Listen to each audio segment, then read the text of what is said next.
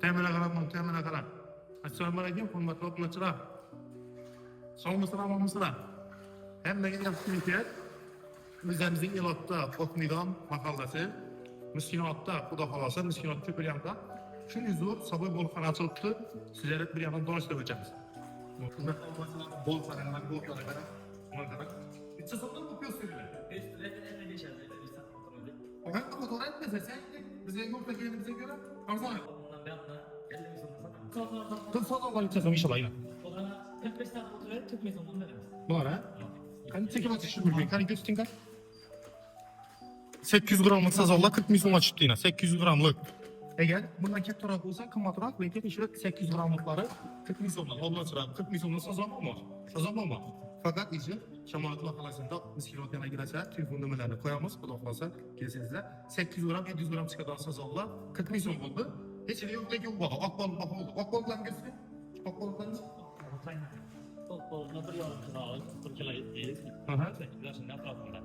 45 milyonla satıyordu, şimdi eski gecemiz 40 milyonla satar. 40 milyonlar. Kulüpler işinin içinde. İçinde hemen neredeyse.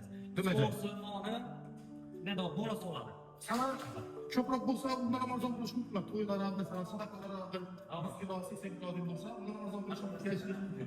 Ama o da şimdi böyle Miskinot'tan bulsa bu cengetten bulsa gelmek için ne de. Ama o da kirlikten buluşlardan bulsa 12.64 lira çıkartlar bilmesi. Bu da fazla. Bu da fazla. O buna çıkarılır. Hiç gelin destek etmez. Estetik bulunmalarını koyamaz. 12.64'ten çıkarılarında o anda taksi bulusunu tölep alttan arasına. Eğer hakikaten taksi bulu gayet don bulsa, taksi bulusunun içinde tutarır. Bu vakitte sizden tutsun mu? O şey yedisi. Sakas ben kızmıyor aslında. Bunu da bunu ilgili yemesen yemiydi. Bunu bu fazla içeceğiz 70 milyon öyle, o da kanası siket gelip 65'ten satar. 65'ten dolayı. Peki bu ketteler. Bunu fakat kiçkin aroklara arzan.